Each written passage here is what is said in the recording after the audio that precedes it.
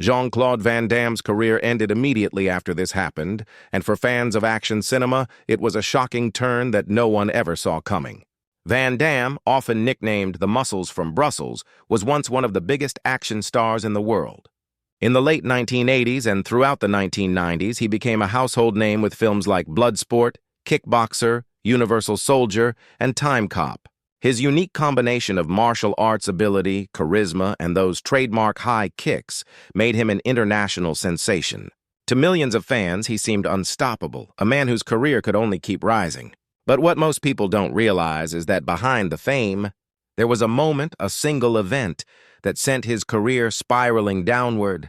A moment that fans still talk about to this day, because it seemed to end everything he had worked for almost overnight. At the height of his stardom, Van Damme was commanding millions of dollars per film, appearing on magazine covers, and competing with action giants like Arnold Schwarzenegger and Sylvester Stallone. Yet his career began to unravel quickly, and insiders point to one crucial turning point. Van Damme had always been known for his intense drive and perfectionism, but he was also battling personal demons. Reports of erratic behavior, clashes with directors, and his struggle with substance abuse began to overshadow his talent.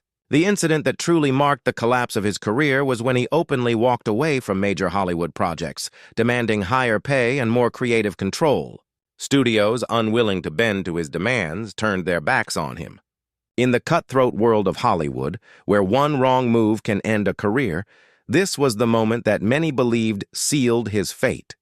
The consequences were immediate. Van Damme went from starring in big-budget blockbusters to being pushed into low-budget, straight-to-video films almost overnight. Fans were stunned by the sudden decline, unable to understand how one of the biggest action heroes of their generation could fall so fast.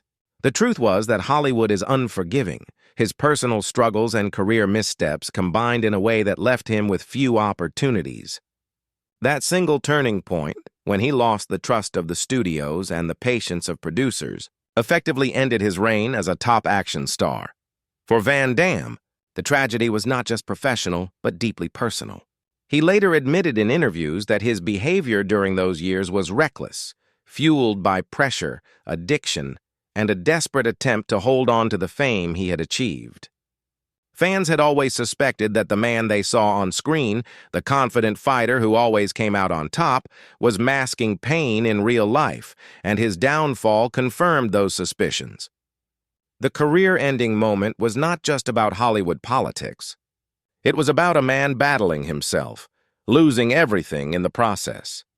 Even though Van Damme later tried to stage comebacks, including projects like JCVD and The Expendables 2, the reality is that his career never regained the glory it once had.